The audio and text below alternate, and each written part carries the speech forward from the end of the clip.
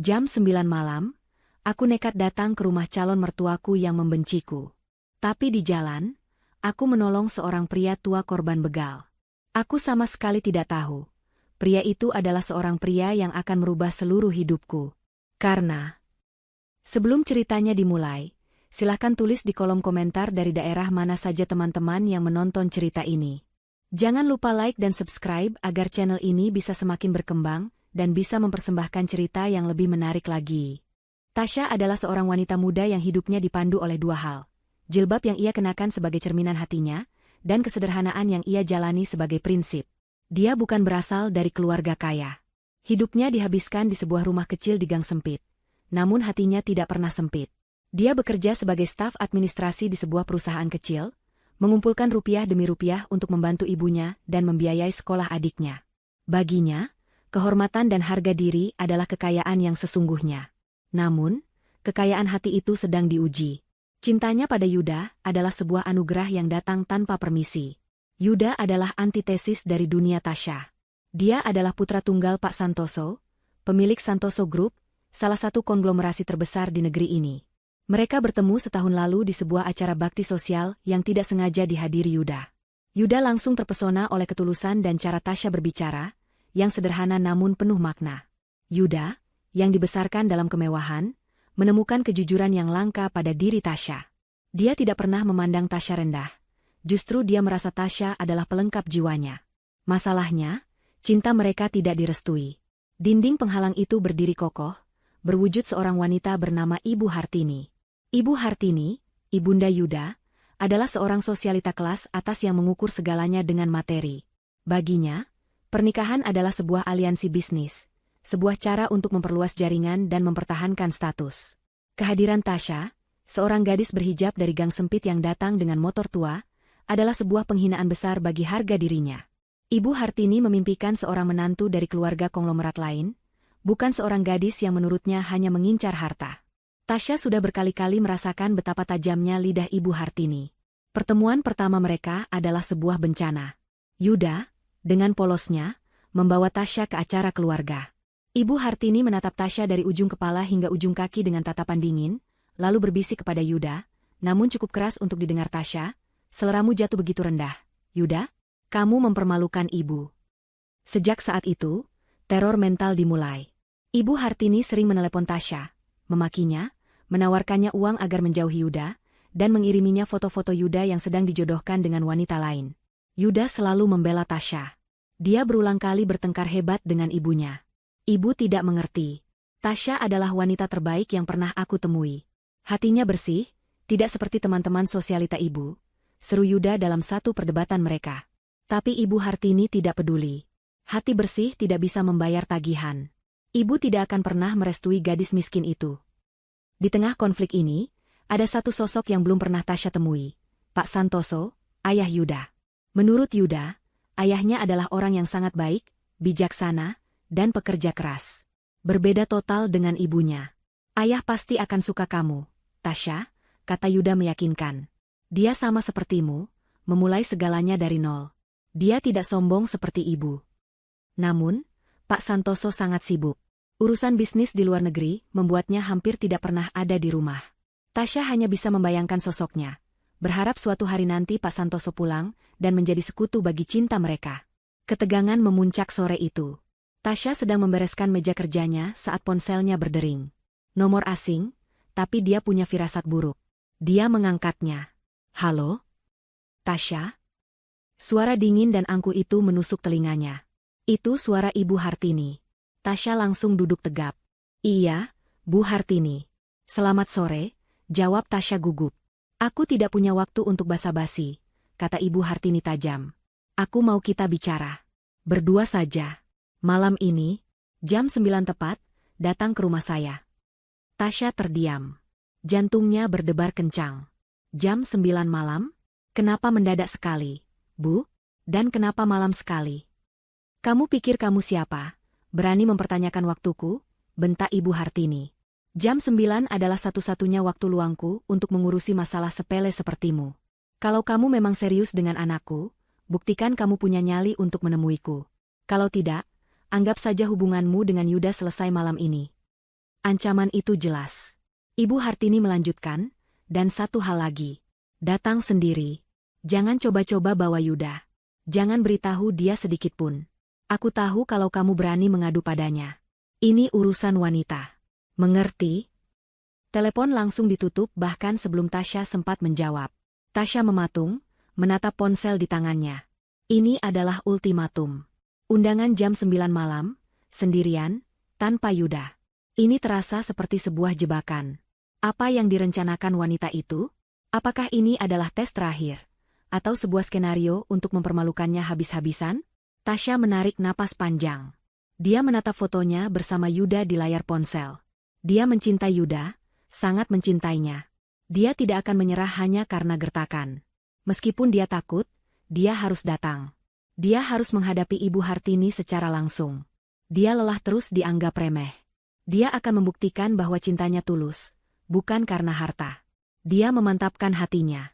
Dia akan datang, tepat jam 9 malam, sendirian. Dia pulang ke rumah, mandi, dan sholat maghrib. Dia berdoa lama sekali, memohon kekuatan dan perlindungan.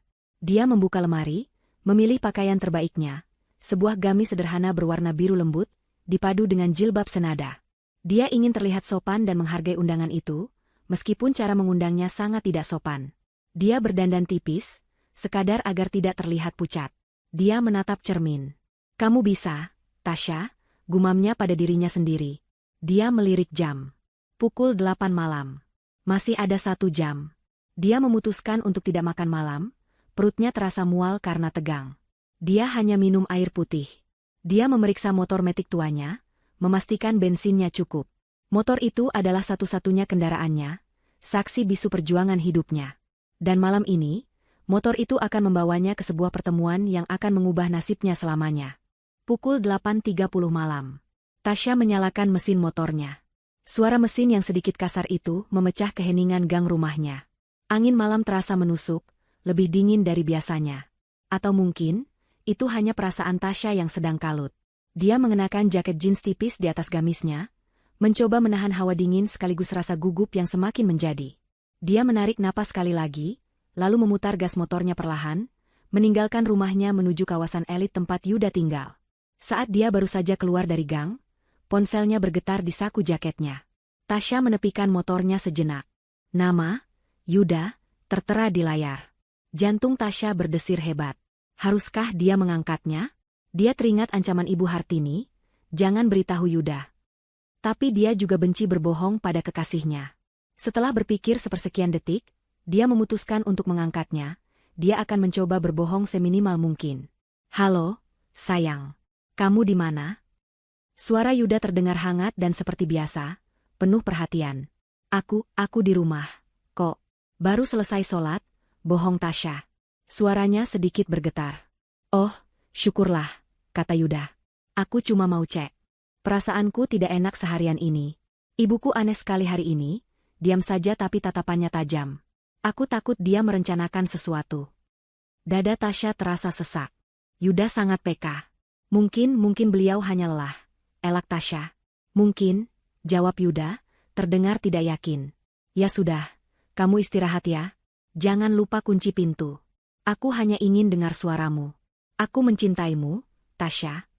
Aku juga mencintaimu, Yuda, jawab Tasya, nyaris menangis karena rasa bersalah. Dia segera menutup telepon sebelum Yuda menyadari keanehan dalam suaranya. Bohong ini terasa pahit di lidahnya, tapi dia tidak punya pilihan.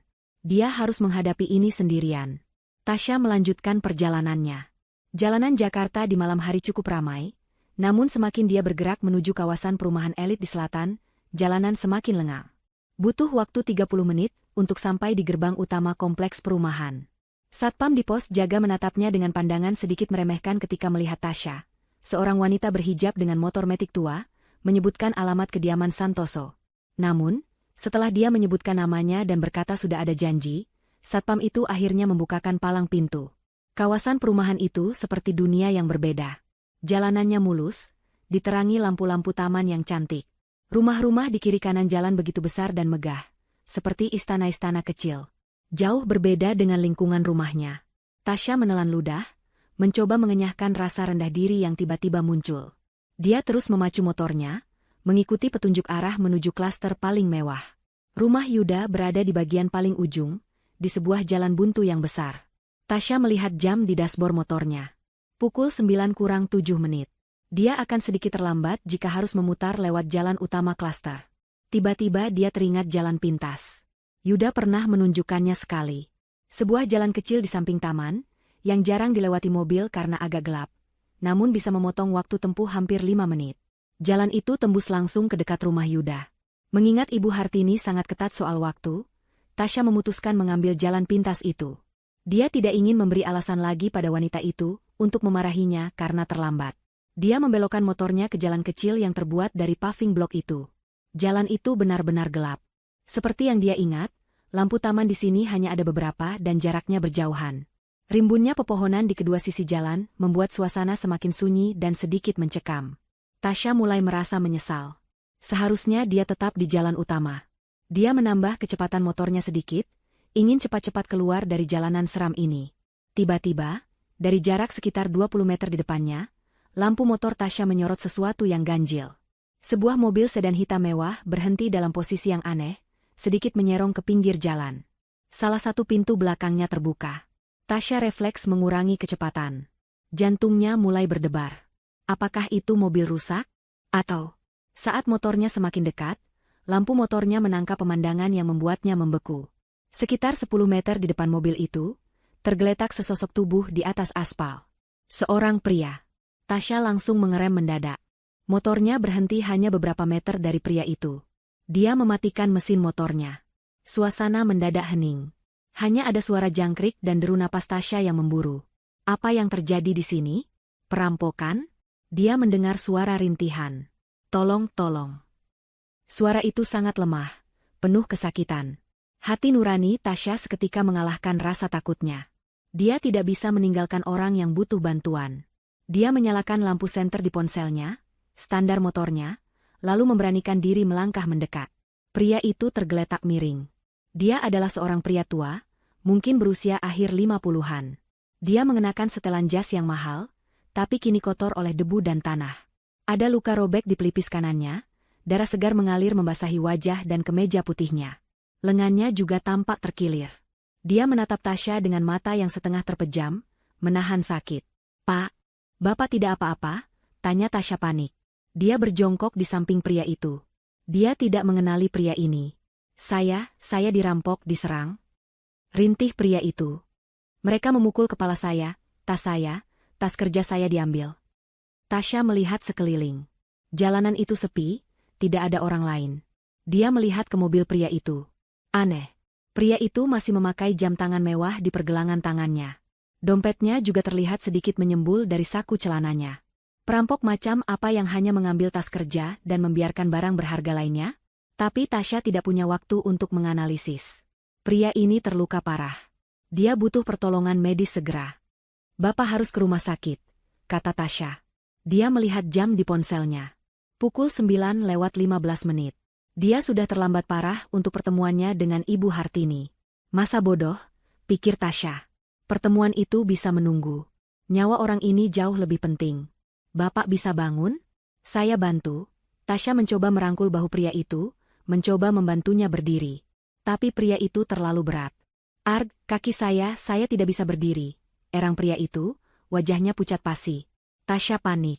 Dia tidak mungkin mengangkat pria ini ke motornya. Dia harus mencari bantuan lain. "Tunggu di sini, Pak. Saya cari bantuan." Tasya berlari kencang ke ujung jalan pintas itu, menuju jalan raya utama kompleks. Dia berharap ada mobil patroli keamanan, atau setidaknya taksi yang lewat. Beruntung, dari kejauhan dia melihat lampu sebuah taksi. Tasya berlari ke tengah jalan, melambaikan tangannya sekuat tenaga, berteriak. Taksi itu berhenti. "Mbak, kenapa malam-malam?" "Tolong, Pak, ada yang kecelakaan. Dirampok." "Cepat," potong Tasya. Sopir taksi itu, melihat kepanikan Tasya, segera mengikutinya. Mereka berdua bergegas kembali ke tempat pria tua itu. Dengan susah payah, Tasya dan sopir taksi memapah pria itu masuk ke jok belakang taksi. "Ke rumah sakit terdekat, Pak.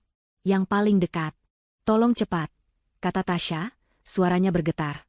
Dia ikut masuk ke taksi, duduk di samping pria itu. Motor saya, tolong tinggalkan saja dulu di sana. Nanti saya ambil. Ini darurat, kata Tasya kepada sopir taksi, yang langsung mengangguk dan tancap gas. Di dalam taksi, pria tua itu mulai kehilangan kesadaran. Tasya mengambil sapu tangan bersih dari tasnya dan menekan pelan luka di kepala pria itu, mencoba menghentikan pendarahan. Pria itu menatapnya dengan tatapan terakhir yang penuh rasa terima kasih, sebelum matanya akhirnya tertutup rapat. Dia pingsan.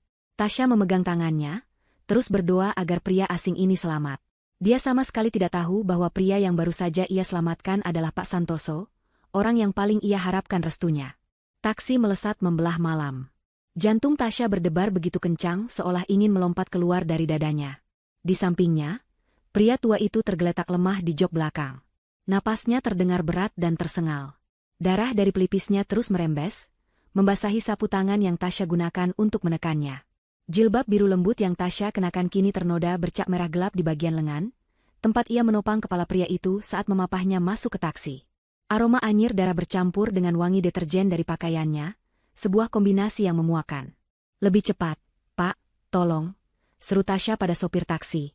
Sopir itu mengangguk tegang, tangannya mencengkeram kemudi. Ya, Mbak, ini sudah paling cepat. Kita ke UGD Rumah Sakit Harapan, katanya, matanya sesekali melirik cemas ke kaca spion tengah, melihat pemandangan di jok belakang. Tasya kembali fokus pada pria di sampingnya. Dia tidak tahu siapa pria ini, tapi rasa kemanusiaan mendorongnya melakukan segalanya. Pak, bertahan ya, Pak. Sebentar lagi kita sampai rumah sakit. Bapak akan baik-baik saja, bisik Tasya, lebih untuk menenangkan dirinya sendiri. Pria itu tidak merespon, dia sudah pingsan sempurna. 15 menit yang terasa seperti selamanya, taksi itu akhirnya mengerem mendadak di depan lobi unit gawat darurat. Belum juga taksi berhenti total, Tasya sudah melompat keluar. Suster, tolong, ada korban perampokan. Pendarahan di kepala, teriak Tasya ke arah pintu UGD. 2 orang perawat dan seorang petugas keamanan segera berlari keluar dengan sebuah brankar. Mereka sigap membuka pintu taksi. Tasya dan sopir taksi membantu memindahkan tubuh lemas pria itu ke atas brankar. Apa yang terjadi? Tanya seorang perawat sambil memeriksa denyut nadi pria itu saat brankar didorong masuk. Saya menemukannya di jalan, Suster. Di jalan pintas kompleks. Dia bilang dia dirampok. Jelas Tasya sambil berlari kecil di samping brankar. Anda keluarganya? Tanya perawat itu lagi, nadanya datar dan efisien. Bukan. Saya tidak kenal. Saya hanya menemukannya. Brankar itu didorong melewati pintu ayun ruang UGD. Tasya dihentikan oleh seorang perawat di meja administrasi. Mbak, tolong isi formulirnya dulu. Kami butuh identitas pasien. Tapi saya tidak tahu namanya. Sus, dia pingsan, kata Tasya panik. Perawat administrasi itu menghela napas. Baik. Kalau begitu kami harus mendaftarkannya sebagai pasien tanpa identitas. Tapi kami tetap butuh penjamin. Siapa yang akan bertanggung jawab atas biayanya? Tasya membeku. Biaya? Dia menatap dompet kecil di tasnya. Di dalamnya hanya ada sisa gajinya bulan ini, yang sudah ia siapkan untuk membayar tagihan listrik dan memberi ibunya. Saya penjaminnya, kata Tasya mantap, mengabaikan keraguan di hatinya. Baik. Saya pinjam KTP Mbak, kata perawat itu. Tasya dengan tangan sedikit gemetar menyerahkan KTP-nya. Tolong selamatkan dia, Sus. Masalah biaya, saya akan usahakan. Perawat itu mengambil KTP Tasya, mencatat datanya, lalu mengembalikannya. Silakan tunggu di luar. Dokter akan menanganinya. Tasya mundur, merasa gamang. Dia berdiri di koridor yang sibuk. Aroma antiseptik menusuk hidungnya. Dia melihat ke sekeliling. Orang-orang berlalu lalang dengan wajah cemas. Di sudut lain, seorang ibu menangis terseduh-seduh. Tasya terduduk di kursi tunggu yang terbuat dari logam dingin. Dia menatap tangannya yang bergetar. Masih ada sisa darah kering di sela-sela kukunya. Dia baru tersadar. Jam. Dia melirik jam dinding di koridor. Pukul 9:45 menit. Ya Tuhan. Ibu Hartini. Tasya memejamkan matanya. Dia seharusnya berada di rumah mewah wanita itu 3/4 jam yang lalu. Dia bisa membayangkan wajah murka Ibu Hartini. Wanita itu pasti mengira Tasya pengecut, tidak berani datang. Dia pasti sedang menertawakan Tasya, menganggapnya tidak punya nyali. Seluruh skenario penghinaan yang mungkin terjadi di rumah itu, kini berganti dengan skenario yang lebih buruk, Ibu Hartini akan memiliki amunisi baru untuk menghancurkan hubungannya dengan Yuda. Dia akan berkata pada Yuda bahwa Tasya adalah gadis tidak bertanggung jawab, tidak bisa menepati janji, dan tidak menghargai waktu. Kepalanya pusing. Dia ingin sekali menelepon Yuda, menjelaskan semuanya. Dia merogoh tasnya, mencari ponsel. Layar ponselnya gelap. Baterainya habis. Tasya nyaris menangis. Sempurna. Dia benar-benar sendirian dalam kekacauan ini. Dia menyandarkan kepalanya ke dinding yang dingin. Apa yang harus dia lakukan? Pergi sekarang? Meninggalkan pria asing ini?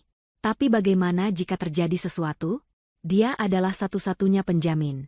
Dia teringat motornya yang tergeletak begitu saja di jalanan gelap itu. Lamunannya buyar saat seorang perawat keluar dari ruang UGD. Mbak Tasya? Tasya langsung berdiri.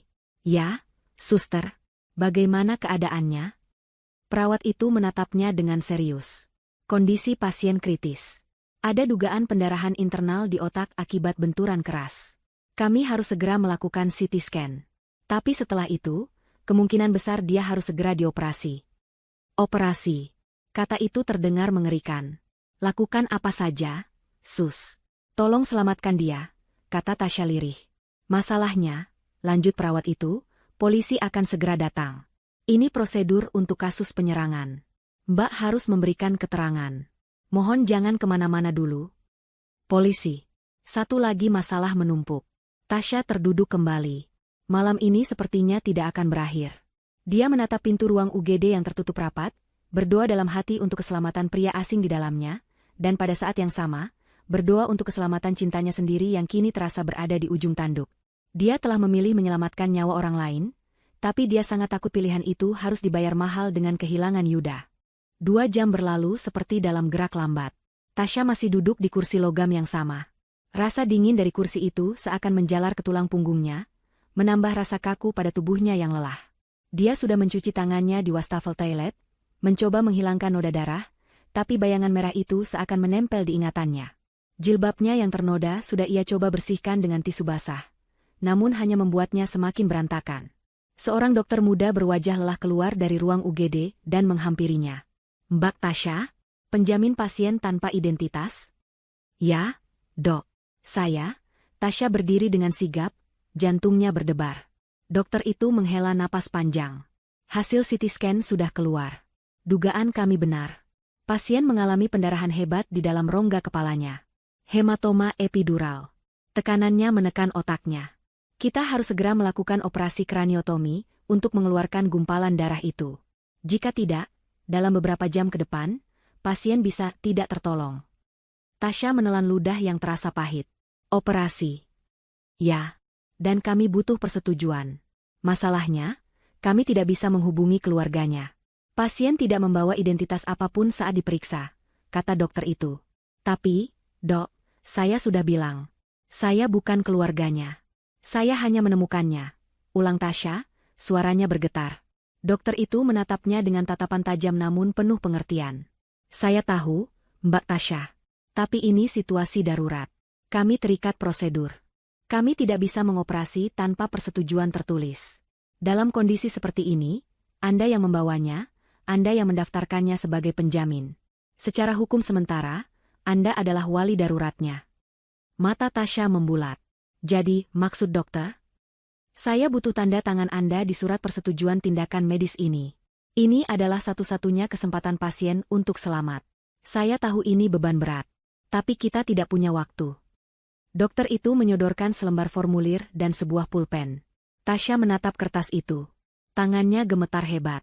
Menandatangani ini berarti dia bertanggung jawab atas apapun yang terjadi selama operasi. Bagaimana jika operasinya gagal? Bagaimana jika pria itu meninggal di meja operasi? Dia akan terlibat dalam masalah yang jauh lebih besar. Dia hanya seorang staf administrasi biasa. Bagaimana dia bisa mengambil keputusan hidup dan mati seseorang? Dia teringat wajah kesakitan pria itu. Rintihannya meminta tolong. Dia teringat ajaran ibunya, bahwa menolong orang tidak boleh setengah-setengah. Bismillah, gumam Tasya pelan. Dia mengambil pulpen itu dari tangan dokter. Dengan satu tarikan napas mantap, dia menandatangani formulir itu di atas nama Tasya. Terima kasih, Mbak, kata dokter itu, terlihat lega. Kami akan melakukan yang terbaik. Mohon doanya. Dokter itu segera berbalik dan menghilang di balik pintu ruang operasi. Tasya kembali terduduk. Kakinya terasa lemas. Dia baru saja membuat keputusan terbesar dalam hidupnya. Belum sempat dia mengatur napas, dua orang pria berseragam polisi menghampirinya. "Permisi, Mbak Tasya Kamila?" "Ya, Pak. Saya," jawab Tasya, suaranya serak. "Kami dari kepolisian sektor terdekat. Kami mendapat laporan dari rumah sakit mengenai pasien korban penyerangan. Kami perlu mengambil keterangan Anda sebagai saksi pertama," kata polisi yang lebih tua. Selama hampir 30 menit, Tasya menceritakan ulang kejadiannya. Di mana dia menemukan pria itu, jam berapa, bagaimana kondisinya, dan apa yang dikatakannya. Polisi yang lebih muda mencatat di buku catatan.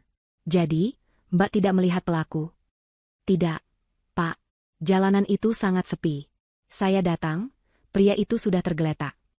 Polisi yang lebih tua mengangguk-angguk. "Ini kasus yang aneh," gumamnya.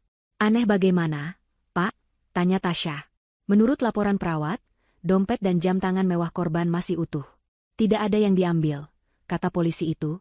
"Mbak bilang korban menyebut tas kerjanya yang diambil." "Iya, Pak. Dia bilang begitu." "Ini seperti bukan perampokan biasa, Mbak. Jika ini perampokan, pasti dompet dan jam tangannya ikut diambil. Ini lebih terlihat seperti seseorang sengaja menyerangnya dan ingin mengambil sesuatu yang spesifik dari tas kerjanya. Atau, mungkin ini percobaan pembunuhan yang dibuat seolah-olah perampokan." Jantung Tasya berdesir mendengar kata, percobaan pembunuhan. Malam ini terasa semakin surreal. "Baik, Mbak. Terima kasih atas keterangannya. Ini kartu nama saya. Jika Mbak teringat hal lain, atau jika ada yang menghubungi Mbak terkait korban, segera hubungi kami," kata polisi itu.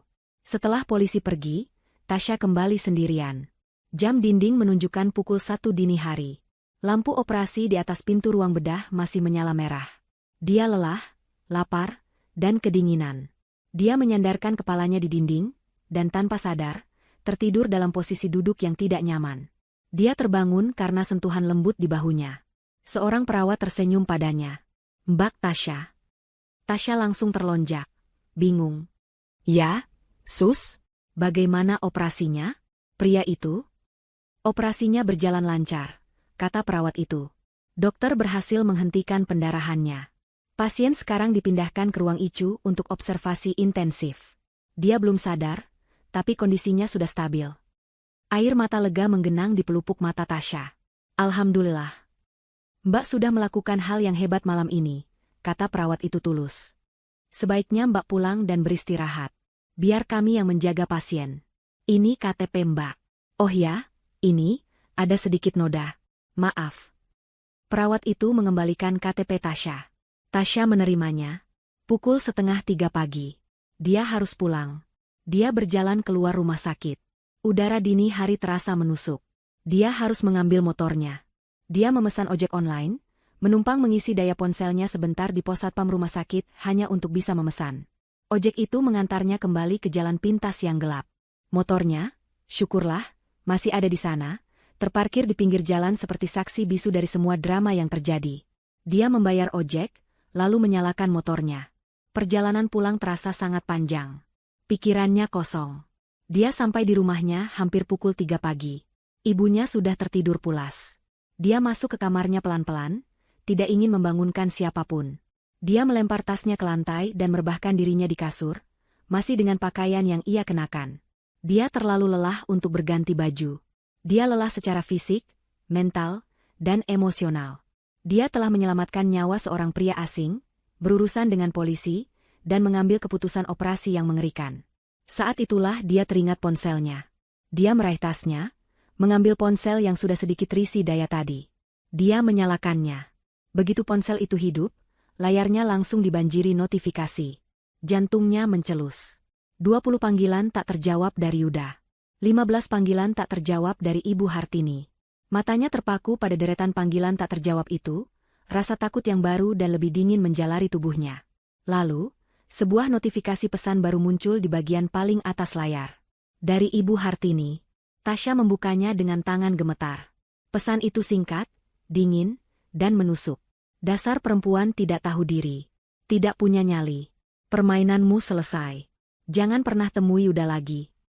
Tasya terbangun dengan kaget. Suara adzan subuh samar-samar terdengar dari masjid di ujung gang. Badannya terasa remuk redam, setiap sendi di tubuhnya menjerit sakit. Dia tertidur hanya sekitar 1 jam, masih dalam balutan gamis dan jilbab yang kotor, yang kini sudah mengering kaku dengan noda darah pria asing itu. Kepalanya pusing luar biasa, campuran antara kelelahan, kurang tidur, dan stres yang memuncak. Dia meraih ponselnya di lantai. Layarnya menyala, dan pesan singkat dari Ibu Hartini kembali terpampang di sana, seperti sebuah vonis yang tidak bisa diganggu-gugat. Permainanmu selesai.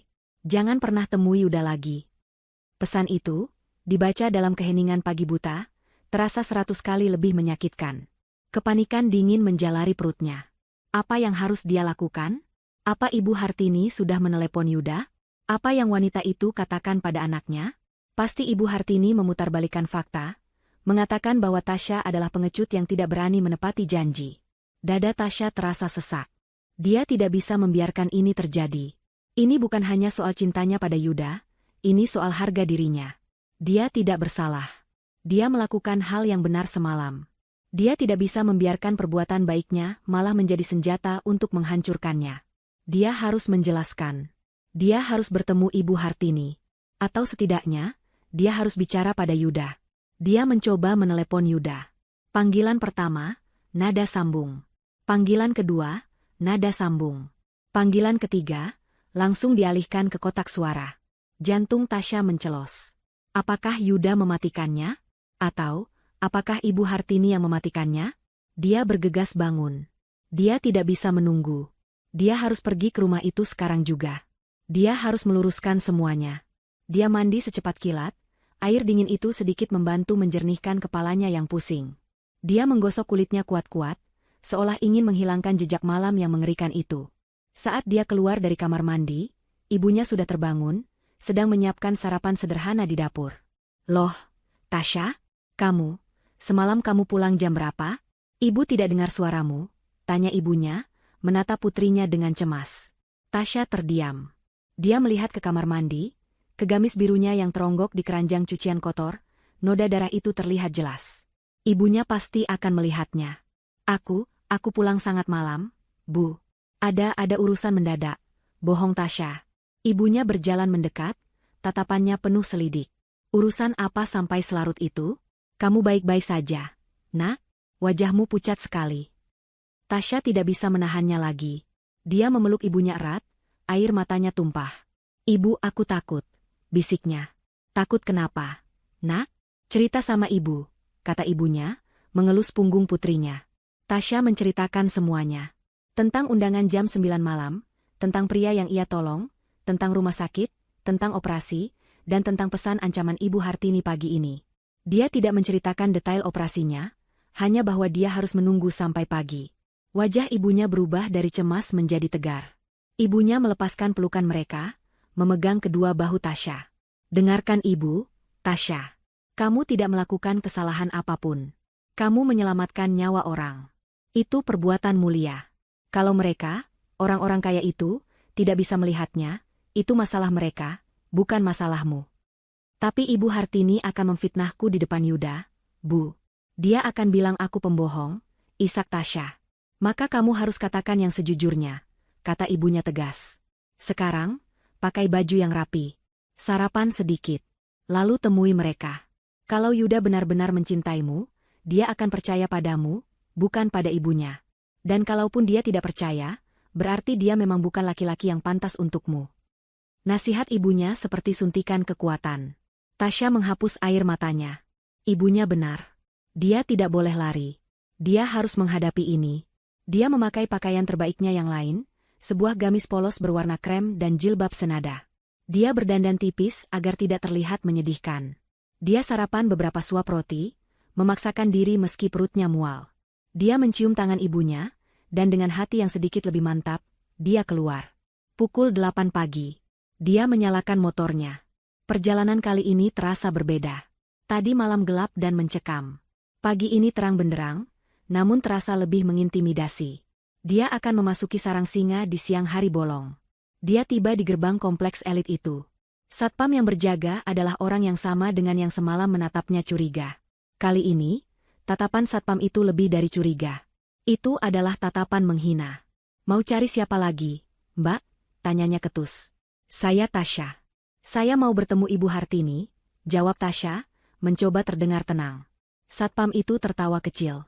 Oh, Mbak Tasya yang semalam ditungguin sampai malam, ya? Yang tidak jadi datang? Wajah Tasya memerah. Jadi Ibu Hartini sudah menyebarkan ceritanya. Tolong sampaikan, saya mau bertemu, pinta Tasya. Satpam itu mengangkat gagang interkom, berbicara dengan nada malas. Pak, ini ada Mbak Tasya di depan. Yang semalam? Oh, baik, Pak.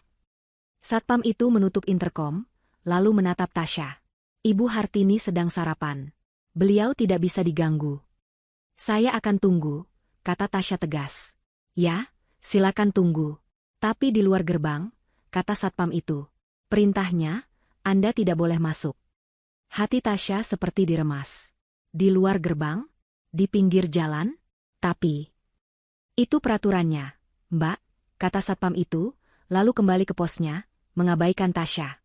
Tasya memarkir motornya di pinggir jalan, di luar gerbang kompleks. Dia berdiri di sana, di bawah sinar matahari pagi yang mulai terasa menyengat. Dia merasa seperti pengemis. Mobil-mobil mewah berlalu lalang, menatapnya dengan pandangan aneh. Seorang wanita berhijab berdiri sendirian di depan gerbang kompleks mewah. Dia menelan ludah, menahan rasa malu yang membakar. 1 jam berlalu. Pukul 9. Tasya masih berdiri. Kakinya mulai pegal. Tenggorokannya kering. 1 jam lagi. Pukul 10. Panas matahari semakin terik. Jilbabnya mulai terasa gerah. Dia bersandar pada motornya, nyaris menyerah. Tiba-tiba ponselnya berdering. Yuda. Tasya buru-buru mengangkatnya. Yuda. Tasya. Astaga, kamu kemana saja? Aku telepon kamu dari semalam tidak bisa. Aku khawatir setengah mati. Suara Yuda terdengar panik dan marah. Yuda, dengarkan aku, ponselku mati semalam. Ada kejadian? Kejadian apa? Kejadian apa yang lebih penting dari janjimu sama ibuku? Kamu tahu apa yang dia katakan padaku pagi ini? Dia bilang kamu pengecut. Dia bilang kamu tidak berani datang karena kamu takut ketahuan belangmu. Aku membelamu, Tasya. Aku bertengkar hebat dengannya. Tapi kamu sendiri yang membuat posisiku sulit. Hati Tasya hancur mendengar tuduhan itu. Yuda, itu tidak benar. Aku datang semalam. Aku dalam perjalanan ke rumahmu. Lalu kenapa kamu tidak sampai? Kenapa kamu tidak menelepon? Tuntut Yuda. Aku menolong korban begal di jalan pintas dekat rumahmu. Dia terluka parah. Aku membawanya ke rumah sakit. Aku di sana sampai jam 3 pagi. Jelas Tasya, suaranya bergetar menahan tangis. Hening sejenak di seberang telepon. Korban begal? Ulang Yuda, nadanya sedikit melembut. Ya, Yuda. Aku bisa buktikan. Aku sekarang ada di depan kompleks rumahmu. Tapi ibumu tidak mengizinkanku masuk. Aku disuruh menunggu di luar gerbang, di pos satpam, seperti penjahat. Apa? Suara Yuda meledak. Kamu di pos satpam? Sejak kapan? Sejak jam 8 pagi tadi, Yuda. Kurang ajar, geram Yuda. Tunggu di sana, aku datang. Telepon ditutup. Tasya gemetar. Dia tidak tahu harus senang atau takut. Beberapa menit kemudian, dari kejauhan, dia melihat Yuda berlari dari arah rumahnya menuju gerbang. Wajah Yuda memerah karena marah. Dia berdebat sengit dengan satpam, yang akhirnya membuka gerbang kecil untuk pejalan kaki. Yuda berlari ke arah Tasya, langsung memeluknya. Maafkan aku, sayang. Maafkan aku tidak tahu. Yuda. Tasya menangis di pelukan Yuda. Ayo, Yuda melepaskan pelukannya, menggenggam tangan Tasya. Kita temui ibu. Kamu harus jelaskan ini di depannya. Dia harus tahu. Yuda menarik tangan Tasya, membawanya masuk melewati gerbang. Satpam tadi hanya bisa menunduk takut. Tasya berjalan, atau lebih tepatnya diseret, oleh Yuda. Mereka berjalan cepat menyusuri jalanan aspal yang mulus itu, menuju rumah besar di ujung jalan. Menuju ke sarang singa. Mereka tiba di pintu depan yang megah. Pintu itu terbuka. Di dalam lobi yang luas, berdiri Ibu Hartini. Dia sudah tidak memakai pakaian santainya. Dia mengenakan setelan kerja berwarna merah marun yang mahal, rambutnya disanggul sempurna, wajahnya dirias tanpa celah. Dia menatap Tasya dengan tatapan paling dingin yang pernah Tasya lihat. "Oh," desis Ibu Hartini, suaranya menggema di ruangan itu. "Jadi, pahlawan kesiangan ini akhirnya tiba juga. Dengan pengawalnya." "Ibu, cukup," bentak Yuda. "Tasya punya penjelasan. Ibu harus dengar." Ibu Hartini tersenyum sinis. Dia melipat tangannya di dada. "Penjelasan? Baik. Aku sedang punya waktu 5 menit." Dia menatap Tasya dari ujung kepala sampai ujung kaki. "Silakan. Buat aku terkesan dengan dongengmu. Cerita apa yang sudah kamu siapkan hari ini?" Ruang tamu itu terasa seperti arena pertarungan. Udara di dalamnya dingin, bukan hanya karena pendingin ruangan yang disetel rendah, tapi juga karena aura permusuhan yang pekat memancar dari Ibu Hartini. Wanita itu duduk di sofa tunggal yang paling besar, seperti seorang ratu di singgasananya. Dia menatap Tasya dengan dagu terangkat, matanya menyipit, menunggu. Yuda berdiri di samping Tasya, menggenggam erat tangan kekasihnya, seolah ingin menyalurkan kekuatan. "Tasya, jelaskan pada ibu. Ceritakan semua yang kamu alami semalam," kata Yuda, suaranya terdengar tegang. Tasya menelan ludah. Dia menatap lurus ke mata Ibu Hartini. "Selamat pagi, Bu Hartini. Maafkan saya." "Tidak perlu basa-basi," potong Ibu Hartini, suaranya tajam. "Langsung ke bagian di mana kamu mengarang cerita." Wajah Yuda mengeras. "Ibu, aku mohon." Tasya menarik napas. "Semalam, saya dalam perjalanan ke sini untuk memenuhi undangan ibu, tepat sebelum jam 9. Saya lewat jalan pintas di samping taman, untuk menghemat waktu." "Jalan pintas?" cibir Ibu Hartini. "Sudah kuduga.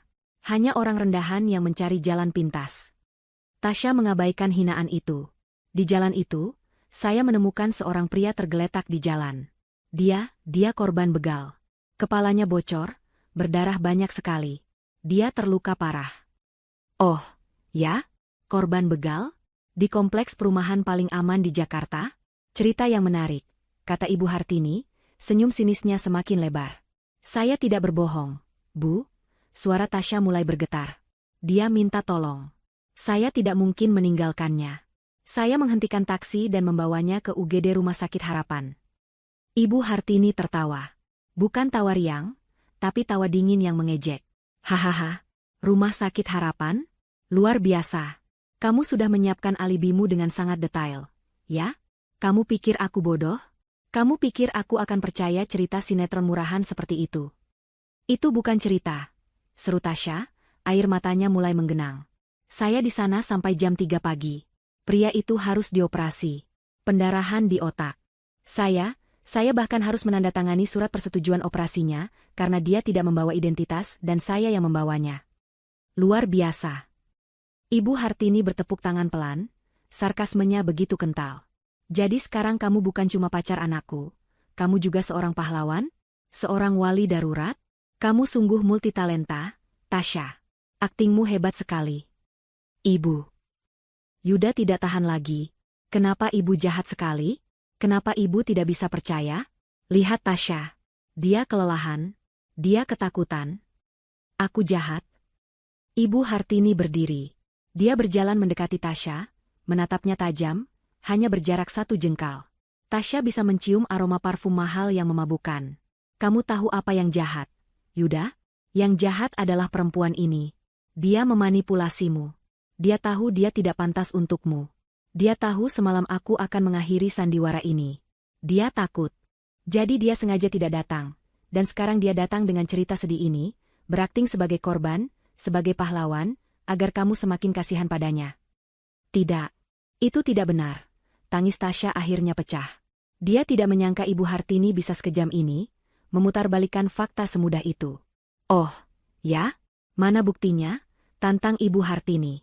"Mana pria yang kamu tolong itu? Mana dokter yang kamu temui? Kamu punya apa? 0, 0. Kamu hanya punya air mata buaya." Saya bisa telepon rumah sakit."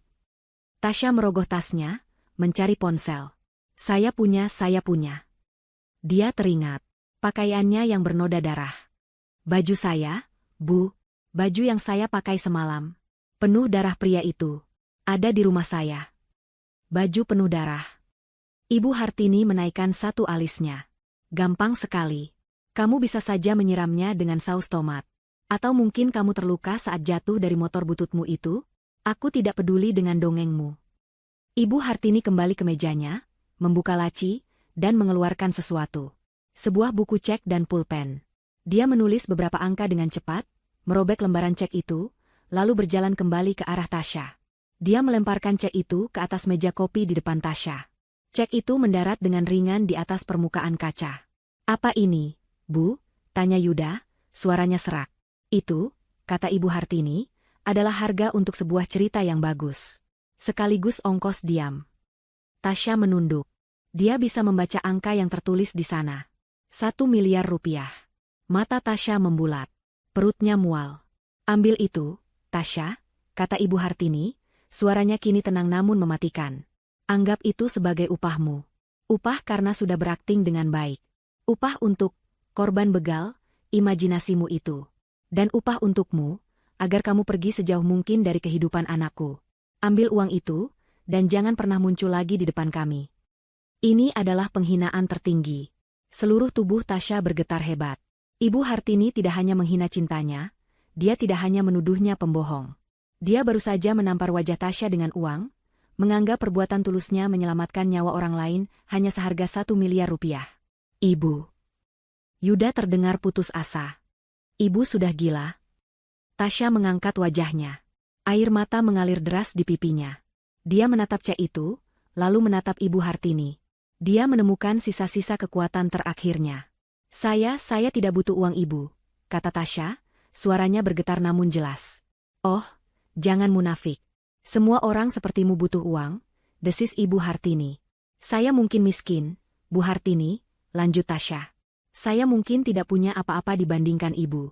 Tapi saya punya sesuatu yang Ibu tidak punya. Apa itu? Kebodohan? Harga diri, jawab Tasya. Cinta saya tidak bisa dibeli. Ketulusan saya tidak bisa Ibu nilai dengan uang. Dan perbuatan saya menolong orang lain semalam, itu murni karena kemanusiaan. Ibu boleh menghina saya. Ibu boleh menuduh saya pembohong. Tapi saya tidak akan pernah mengambil uang itu. Tasya menyeka air matanya dengan kasar. Dia menatap Yuda, yang menatapnya dengan pandangan campur aduk antara sakit hati, kagum, dan putus asa. Yuda, maafkan aku. Aku tidak bisa, lirihnya. Dia berbalik, tidak lagi sanggup berada di ruangan itu. Dia berjalan cepat menuju pintu keluar. Tasya, tunggu, teriak Yuda, hendak mengejarnya. Biar dia pergi, Yuda, perempuan itu. Bentak Ibu Hartini. Berhenti. Sebuah suara baru terdengar di ruangan itu. Suara yang berat, serak, dan penuh wibawa, meskipun terdengar lemah. Langkah Tasya terhenti. Yuda membeku. Ibu Hartini menoleh kaget ke sumber suara. Di puncak tangga marmer yang megah, berdiri seorang pria. Dia mengenakan jubah mandi sutra, memegangi pegangan tangga dengan satu tangan. Kepalanya diperban tebal, persis di bagian pelipis kanan.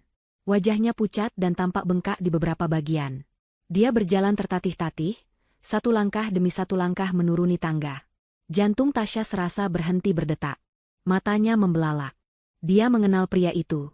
Dia sangat mengenali wajah itu, meskipun kini dalam kondisi yang berbeda. Itu adalah pria yang dia tolong di Jalan Pintas semalam. Pria yang pingsan di pangkuannya. Pria yang operasi otaknya baru saja dia tanda tangani. Pria itu menatap lurus ke arah Tasya. Yuda adalah yang pertama bersuara, nadanya penuh keterkejutan dan kebingungan. Ayah? Apa yang ayah lakukan di sini? Kenapa kepala ayah diperban?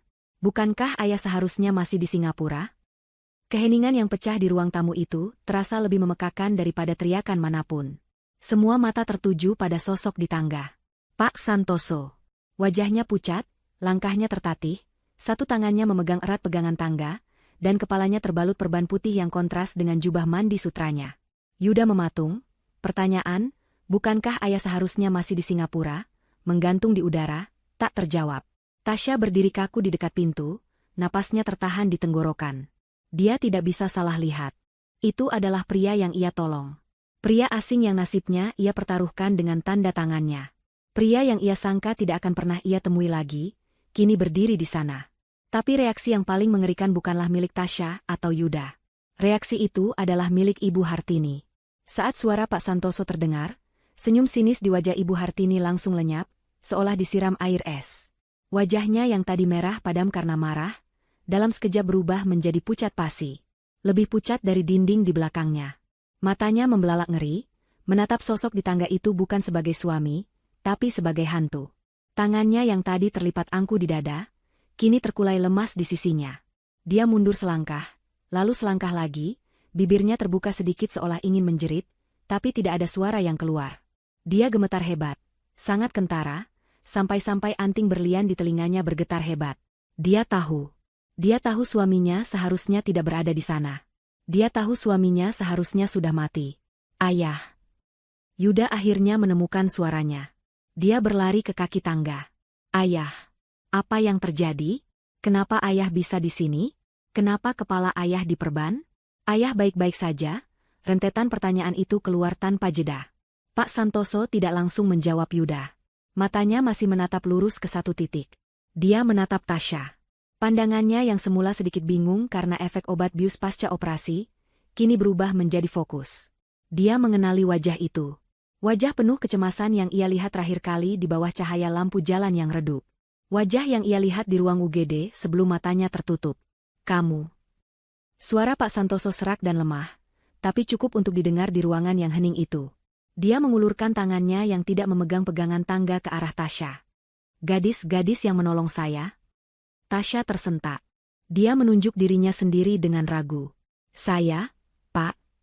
Yuda menoleh bolak-balik antara ayah dan kekasihnya. Dia adalah orang yang paling bingung di ruangan itu. Apa? Ayah kenal Tasya? Menolong ayah? Maksudnya apa ini? Pak Santoso mulai menuruni tangga, satu persatu, dengan sangat perlahan. Setiap langkah tampak menyakitkan. Yuda segera berlari menaiki beberapa anak tangga untuk memapah ayahnya. Ayah, hati-hati. Ayah sakit, kata Yuda, paniknya terdengar jelas. Saya baik-baik saja, Yuda. Lepaskan, kata Pak Santoso, suaranya kini lebih tegas. Dia menepis pelan tangan anaknya.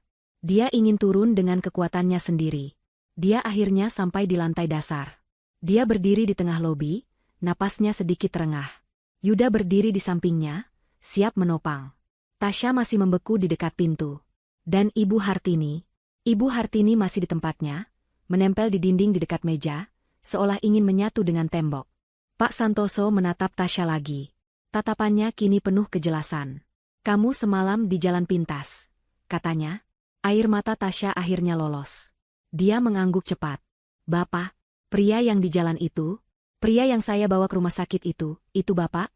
Suaranya pecah. Ya, Nak, jawab Pak Santoso lembut. Panggilan, Nak, itu bagaikan sebuah pelukan hangat. Kamu menyelamatkan nyawa saya. Yuda terhuyung. Dia menatap Tasya, lalu ke ayahnya. Jadi, cerita Tasya benar? Korban begal itu, ayah? Wajah Yuda berubah dari bingung menjadi ngeri. Dia mengerti sekarang. Semuanya terhubung. Alasan Tasya tidak datang semalam. Alasan Tasya dituduh pembohong. Itu semua karena dia sedang menyelamatkan nyawa ayahnya sendiri. Yuda menatap ibunya dengan pandangan yang sulit diartikan. Pak Santoso kini mengalihkan perhatiannya. Dia berjalan pelan melewati Yuda. Tatapannya kini terkunci pada istrinya. Ibu Hartini tersentak saat tatapan mereka bertemu. Hartini, kata Pak Santoso. Suaranya rendah dan dingin, tidak ada lagi kehangatan di sana. Kenapa? Kenapa kamu terlihat sangat ketakutan melihat suamimu pulang? Mas Santoso aku. Ibu Hartini tergagap. Dia tidak bisa merangkai kata. Aku kaget. Kaget melihatmu luka. Kaget melihatku luka? Atau kaget melihatku hidup? Tanya Pak Santoso, setiap katanya seperti sebuah tamparan. Apa maksudmu, Mas? Tentu saja aku. Cukup, bentak Pak Santoso, suaranya tiba-tiba menggelegar, membuat semua orang terkejut. Dia meringis sedikit, memegangi kepalanya yang berdenyut. Saya pulang diam-diam dari Singapura. Saya sengaja tidak memberitahumu. Saya ingin memberimu kejutan. Saya ingin membicarakan sesuatu. Dia berhenti sejenak, mengatur napas. Tapi sepertinya saya yang mendapat kejutan. Kejutan yang sangat hebat. Dia menceritakan kejadiannya. Saya mendarat semalam. Saya menyetir sendiri dari bandara. Saya ingin segera sampai rumah.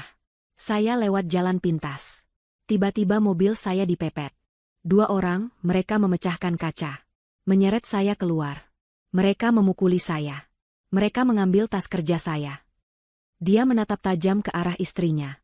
Hanya tas kerja saya, Hartini. Dompet saya, jam tangan saya, semua masih ada. Aneh, bukan? Begal macam apa itu? Ibu Hartini tidak menjawab. Dia hanya menggelengkan kepalanya pelan, air matanya mulai mengalir, tapi itu bukan air mata kesedihan. Itu air mata ketakutan. Pak Santoso kembali menatap Tasya. Wajahnya melembut lagi. Saya pikir saya akan mati di sana. Di jalanan yang gelap itu. Saya sudah pasrah. Tapi, Tuhan mengirimkan malaikat penolong. Dia tersenyum lemah pada Tasya. Seorang gadis muda berhijab. Dia tidak takut. Dia berhenti. Dia memapah saya. Dia membawa saya ke rumah sakit. Saya ingat dia menandatangani surat operasi saya. Dia menyelamatkan saya. Pak Santoso kini menatap Yuda. Dan kamu, nak, kamu beruntung. Kamu mendapatkan wanita paling berani dan paling tulus di dunia ini. Yuda menatap Tasya, matanya berkaca-kaca. Tasya, maafkan aku. Maafkan aku meragukanmu. Dan kamu, Hartini, Pak Santoso berbalik lagi ke istrinya. Wanita yang kamu hina. Wanita yang kamu usir. Wanita yang kamu lempar dengan cek ini. Dia melihat cek di atas meja kopi. Adalah orang yang sama. Ibu Hartini ambruk. Dia jatuh terduduk di lantai, tangisnya meledak. Tidak mungkin. Kamu seharusnya. Dia menghentikan kata-katanya. Tapi sudah terlambat. Mata Pak Santoso menyipit. Seharusnya apa, Hartini? Tanyanya, suaranya sangat berbahaya. Seharusnya aku apa? Seharusnya aku mati? Ibu Hartini hanya menangis histeris, menggeleng-gelengkan kepalanya tanpa bisa berkata-kata. Dia tahu semuanya sudah berakhir. Rencananya tidak hanya gagal. Rencananya gagal dengan cara yang paling ironis dan menghancurkan. Tepat di puncak ketegangan itu, bel rumah berbunyi. Bukan bunyi bel yang sopan. Bunyinya ditekan berkali-kali, panjang, dan penuh otoritas. Seorang asisten rumah tangga berlari tergopoh-gopoh membuka pintu.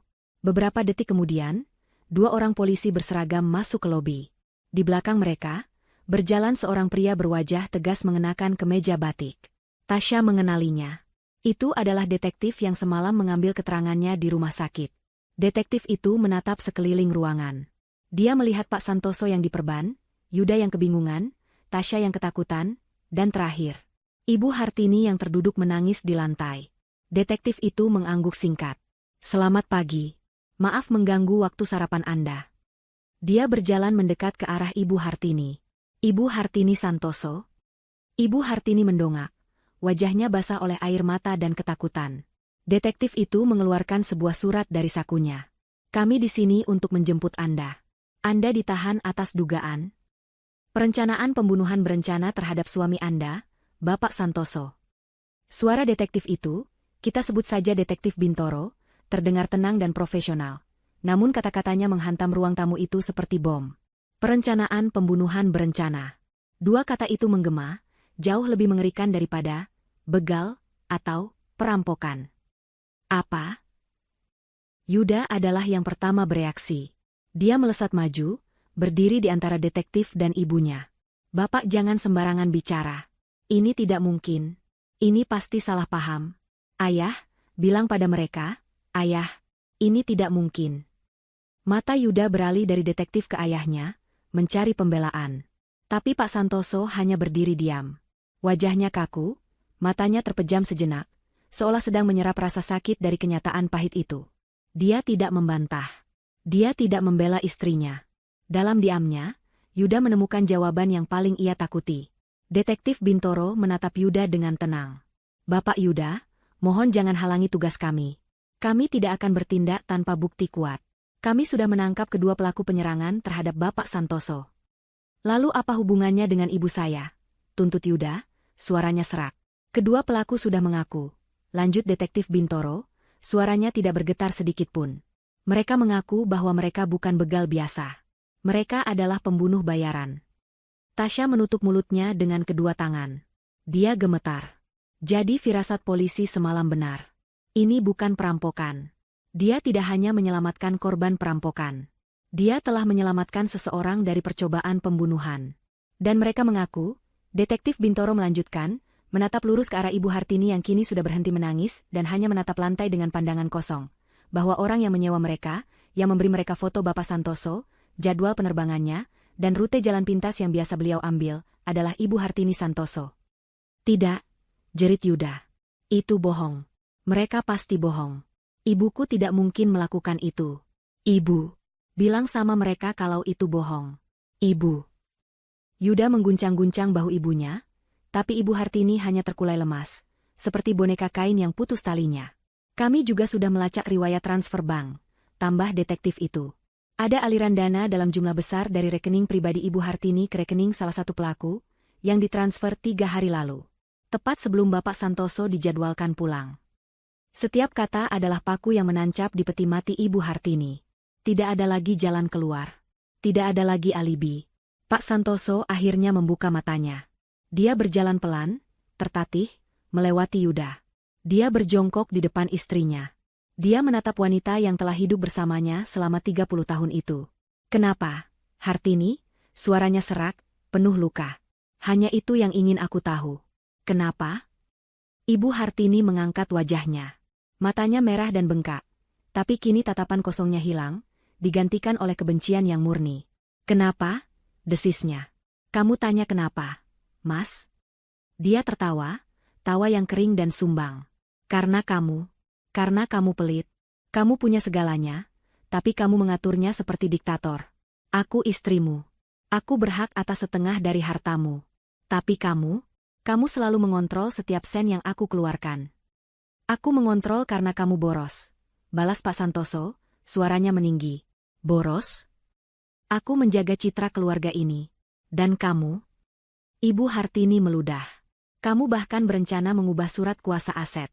Aku dengar percakapanmu di telepon dengan pengacaramu. Kamu mau memberikan semuanya pada anak harammu di luar sana, kan? Yuda tersentak. Anak haram? Apa maksud ibu? Pak Santoso memejamkan matanya. Bukan anak haram. Dia menatap istrinya. Saya memang berencana mengubahnya. Saya ingin memberikan sebagian besar aset perusahaan langsung atas nama Yuda. Dan sebagian lagi, untuk dana amal. Bukan untukmu, Hartini. Karena aku tahu, jika aku mati, kamu akan menghabiskan semuanya dalam setahun. Kenyataan itu menghantam Ibu Hartini. Jadi motifnya bahkan salah. Dan tas kerja itu. Lanjut Pak Santoso, isinya adalah dokumen asli surat kuasa yang baru. Yang belum sempat aku tanda tangani. Itukah yang kamu cari? Ibu Hartini tidak menjawab.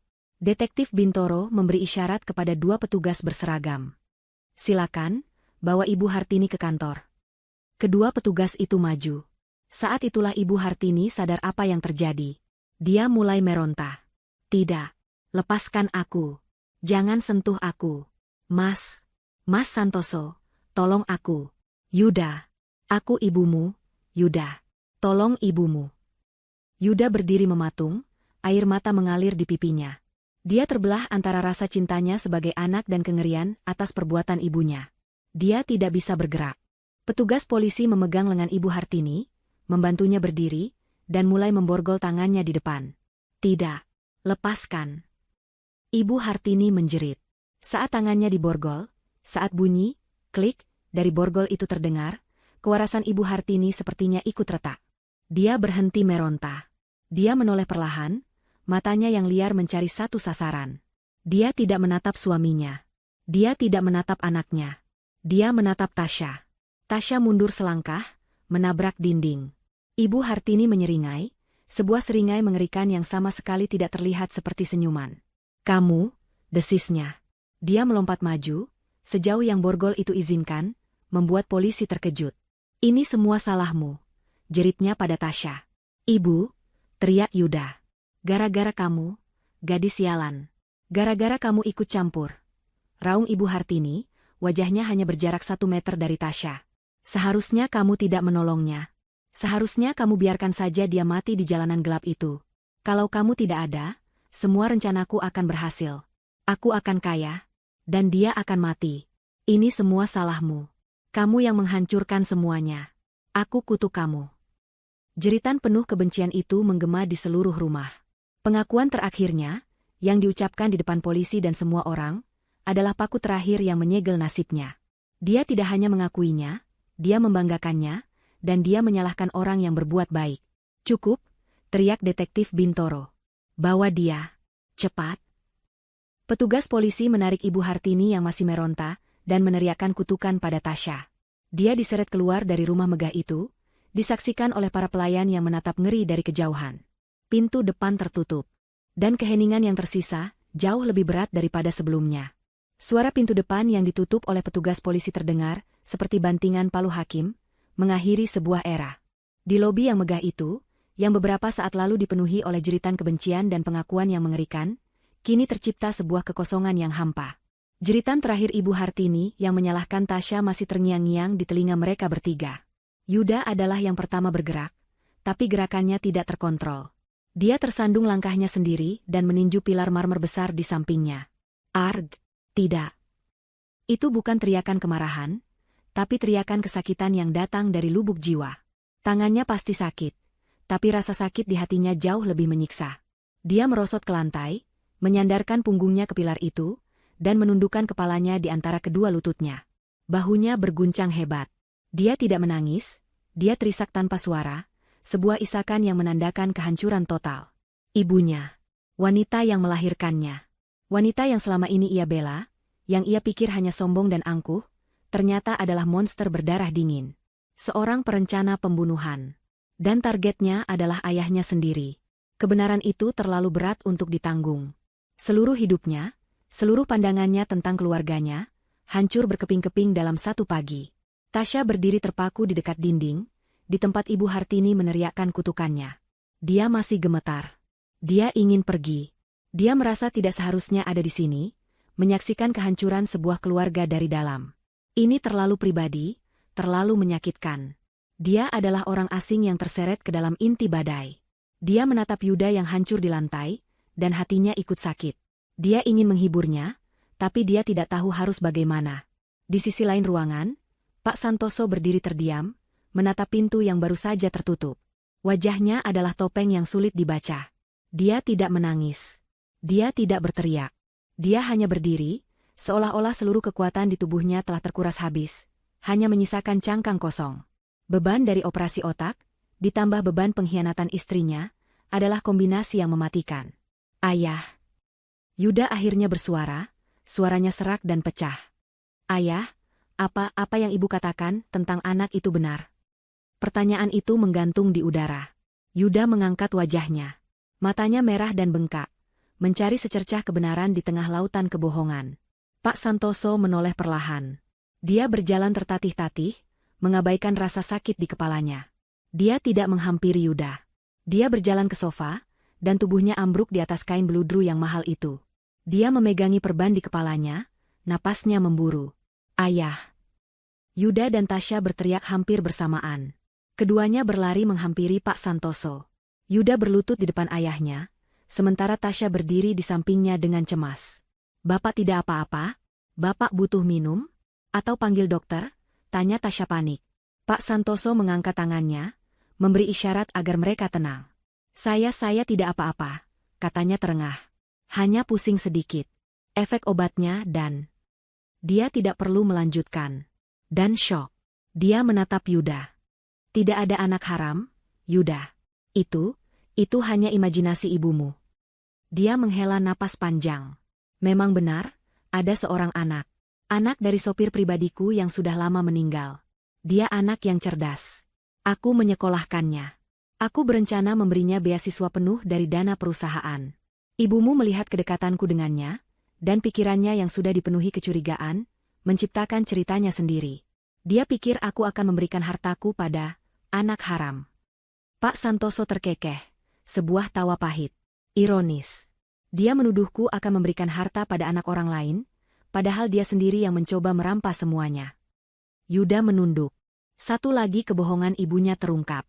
Tatapan Pak Santoso lalu beralih ke meja kopi di depannya. Di atas permukaan kaca yang mengkilap, tergeletak selembar kertas biru. Cek 1 miliar rupiah. Simbol penghinaan terakhir dari Ibu Hartini. Dengan tangan yang sedikit bergetar, Pak Santoso meraih cek itu. Dia menatap angka-angka yang tertulis di sana. Dia mencoba menilaimu dengan ini, katanya pelan, menatap Tasya. Dia pikir harga dirimu, ketulusanmu, nyawaku semuanya bisa dibeli. Tasya hanya bisa menunduk. Pak Santoso memegang cek itu dengan kedua tangannya. Lalu, dengan sisa tenaga yang ia punya, dia merobeknya. Sekali, 2 kali, 3 kali. Dia merobeknya menjadi serpihan-serpihan kecil yang tidak mungkin disatukan lagi. Dia melemparkan potongan-potongan kertas itu ke lantai, seperti membuang sampah. Itu, kata Pak Santoso, adalah nilai sebenarnya dari uang itu. Sampah. Tindakan itu seolah melepaskan sisa ketegangan di ruangan itu.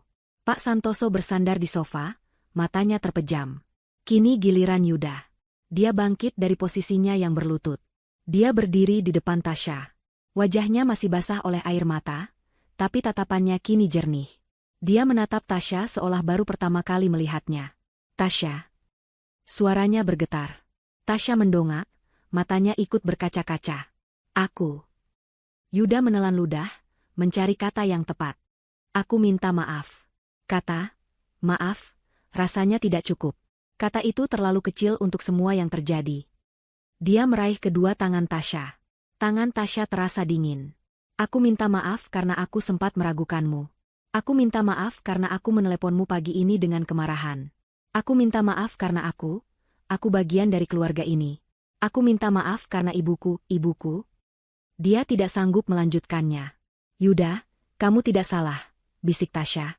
Aku salah, potong Yuda. Aku salah karena aku buta. Aku salah karena aku tidak melindungimu dari dia. Aku selalu tahu ibu sombong. Aku tahu dia meremehkanmu. Tapi aku tidak pernah tahu, aku tidak pernah menyangka dia bisa sejahat ini. Dia menatap mata Tasya dalam-dalam. Semalam, kamu menyelamatkan nyawa ayahku. Kamu mempertaruhkan keselamatanmu. Kamu menghadapi semuanya sendirian di rumah sakit. Kamu menandatangani surat operasi. Kamu melakukan semua itu, sementara aku tertidur di kamarku, marah karena kamu tidak datang. Rasa bersalah dalam suara Yuda begitu kental. Dan pagi ini, lanjutnya, dia menghinamu. Dia menuduhmu. Dan aku hanya bisa berteriak. Seharusnya aku langsung mengusirmu pergi dari sini, menjauhkanmu dari racun ini. Aku tidak apa-apa, kata Tasya, mencoba tegar. Kamu tidak baik-baik saja, Tasya. Lihat dirimu. Kamu kelelahan. Kamu ketakutan. Kamu baru saja diancam dan dikutuk oleh ibuku sendiri di depan polisi. Tidak ada yang baik-baik saja. Yuda menarik Tasya ke dalam pelukannya. Dia memeluknya erat, seolah takut Tasya akan menghilang. Maafkan aku, Tasya. Maafkan aku. Mulai sekarang aku bersumpah, aku akan melindungimu.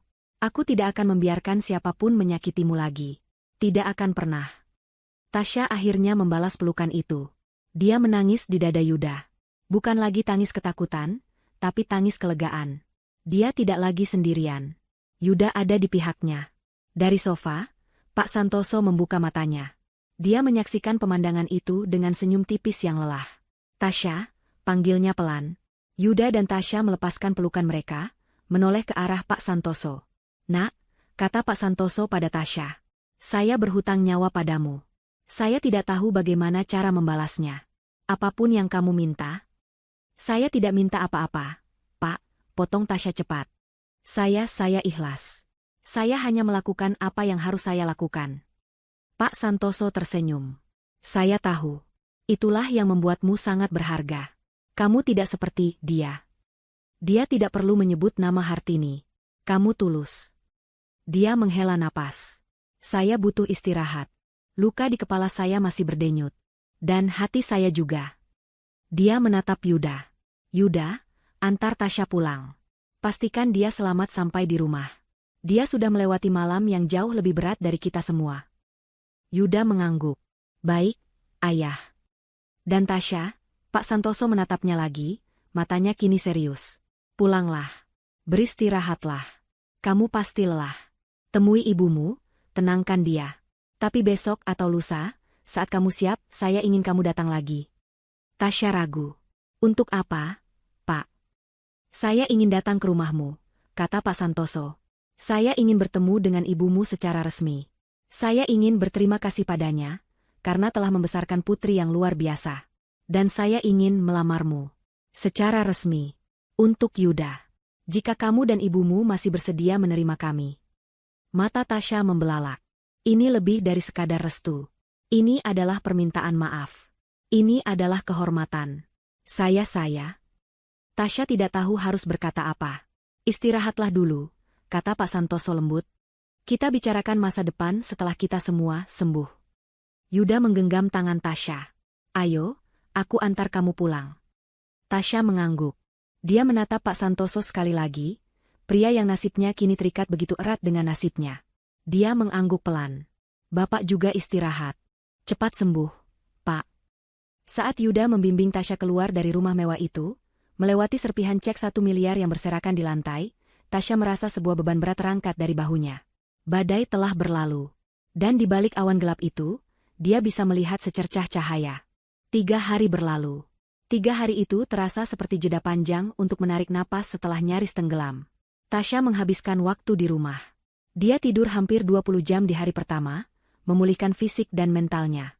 Dia menceritakan semuanya kepada ibunya, pelan-pelan, menghilangkan bagian-bagian yang paling mengerikan. Tapi ibunya mengerti. Ibunya memeluknya dan berkata, "Kamu sudah melakukan hal yang benar, Nak. Ibu bangga padamu." Berita tentang penangkapan Ibu Hartini Santoso meledak di semua media. Sosialita ternama ditangkap atas percobaan pembunuhan suaminya sendiri. Wajah Ibu Hartini, yang biasanya tersenyum angkuh di halaman majalah Gaya Hidup, kini terpampang di layar televisi, mengenakan baju tahanan oranye, wajahnya pucat dan bengkak karena menangis. Berita itu menjadi santapan publik. Semua teman sosialitanya yang dulu menjilatnya, kini menghilang. Mereka serempak tidak mengenalnya, takut dikaitkan dengan skandal terbesar tahun ini. Pengacara yang ia sewa pun angkat tangan. Bukti terlalu kuat. Pengakuannya di lobi rumahnya sendiri, di depan polisi, adalah paku terakhir. Dia dipastikan akan menghabiskan sisa hidupnya di dalam penjara. Harta yang sangat ia puja, status yang ia junjung tinggi, semuanya lenyap dalam sekejap. Karma telah dibayar kontan, dan rasanya sangat pahit. Bagi Tasya, berita itu hanya menjadi latar belakang dari kehidupannya yang mulai kembali normal. Yuda meneleponnya setiap beberapa jam, sekadar untuk memastikan Tasya baik-baik saja. Dia juga sibuk mengurus ayahnya dan kekacauan di perusahaan. Dengan ditahannya Ibu Hartini, Yuda harus segera mengambil alih banyak hal. Dia terdengar lebih lelah, tapi juga lebih dewasa. Pagi ini, Yuda menelepon lagi. Ayah sudah lebih sehat. Dia keluar dari rumah sakit hari ini. Dan dia ingat janjinya. Dia ingin kami datang ke rumahmu sore ini. Apa boleh? Hati Tasya berdebar. Tentu saja boleh, Yuda. Ini bukan lamaran seperti yang kamu bayangkan, kata Yuda cepat. Ini hanya permintaan maaf resmi. Dan untuk berterima kasih pada ibumu. Aku mengerti, jawab Tasya lembut. Sore itu, gang sempit di depan rumah Tasya mendadak heboh. Sebuah sedan hitam mewah, bukan lagi mobil taksi atau motor butut, berhenti di ujung gang. Pak Santoso, yang masih mengenakan perban tipis di kepalanya tapi sudah memakai kemeja batik rapi, keluar dari mobil. Di sampingnya, Yuda membawa sebuah keranjang buah besar. Mereka berjalan memasuki gang. Tetangga-tetangga berbisik, kaget melihat pemandangan itu. Tasya dan ibunya sudah menunggu di teras rumah mereka yang sederhana. "Assalamualaikum," kata Pak Santoso, suaranya terdengar ramah. "Waalaikumsalam," jawab Ibu Tasya, mempersilakan mereka masuk. Rumah Tasya sangat kecil dibandingkan satu kamar mandi di rumah Pak Santoso. Tapi rumah itu bersih, rapi, dan hangat. Mereka duduk di ruang tamu sederhana, di atas kursi kayu. Pak Santoso menatap Ibu Tasya. "Ibu," katanya, suaranya tulus. "Saya Santoso. Ayahnya Yuda." "Saya tahu, Pak. Silakan diminum," kata Ibu Tasya, menunjuk teh hangat yang sudah ia siapkan. "Terima kasih," kata Pak Santoso. Dia tidak langsung minum. Dia menatap Ibu Tasya dengan rasa hormat yang dalam. "Saya kesini pertama-tama, saya ingin minta maaf." Ibu Tasya mengerutkan kening. "Minta maaf untuk apa, Pak?" "Saya minta maaf atas nama mantan istri saya. Atas semua hinaan, semua kata-kata kasar, dan semua perlakuan buruk yang telah dia berikan kepada putri Anda, Tasya." Ibu Tasya menatap Tasya, lalu kembali menatap Pak Santoso. "Itu sudah berlalu, Pak. Bagi Anda mungkin sudah berlalu, kata Pak Santoso. Tapi bagi saya, itu adalah hutang kehormatan. Dan kedua, lanjutnya, saya datang untuk berterima kasih. Dia menatap Tasya, lalu ke ibunya. Ibu, ibu telah membesarkan seorang putri yang luar biasa. Seorang pahlawan sejati. Tasya tidak hanya menyelamatkan nyawa saya dari pembunuh bayaran. Dia menyelamatkan saya dari pengkhianatan yang paling dalam. Ketulusannya, keberaniannya itu adalah cerminan dari didikan ibu. Air mata menggenang di pelupuk mata ibu Tasya.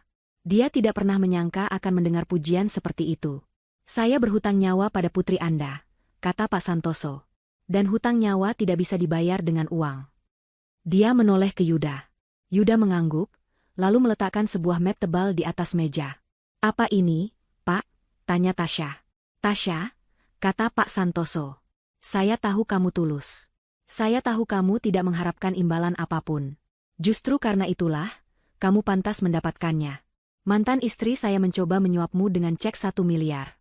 Saya di sini tidak untuk menyuapmu. Saya di sini untuk berinvestasi. Tasya dan ibunya saling pandang, bingung. Saya sudah mencari tahu tentangmu, kata Pak Santoso.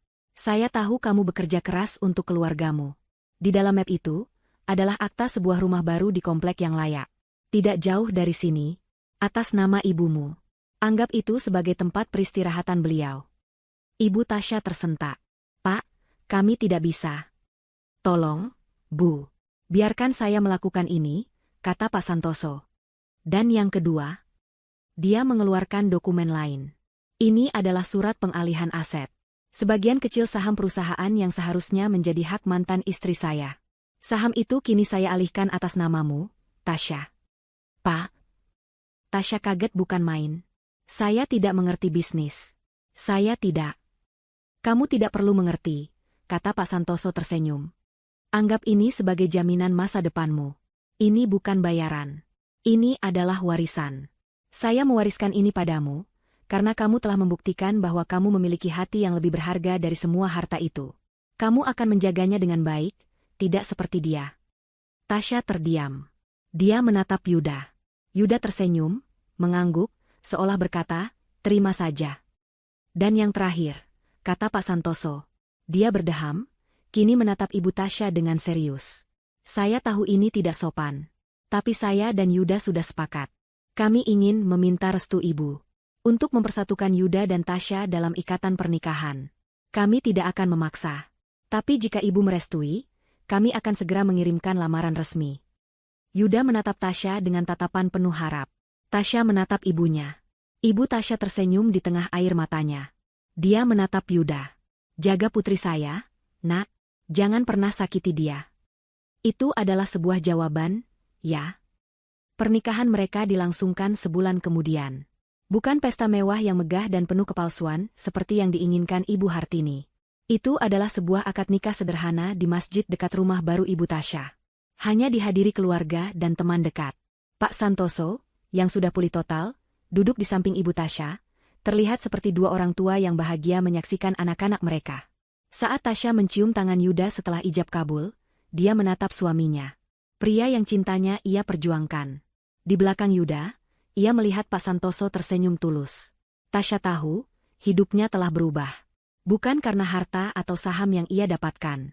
Tapi karena dia telah membuktikan bahwa ketulusan hati, keberanian untuk menolong, dan harga diri, adalah kekayaan yang sesungguhnya.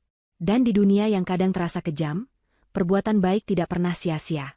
Kebaikan akan selalu menemukan jalannya kembali, dalam bentuk restu dan kebahagiaan yang tidak ternilai harganya.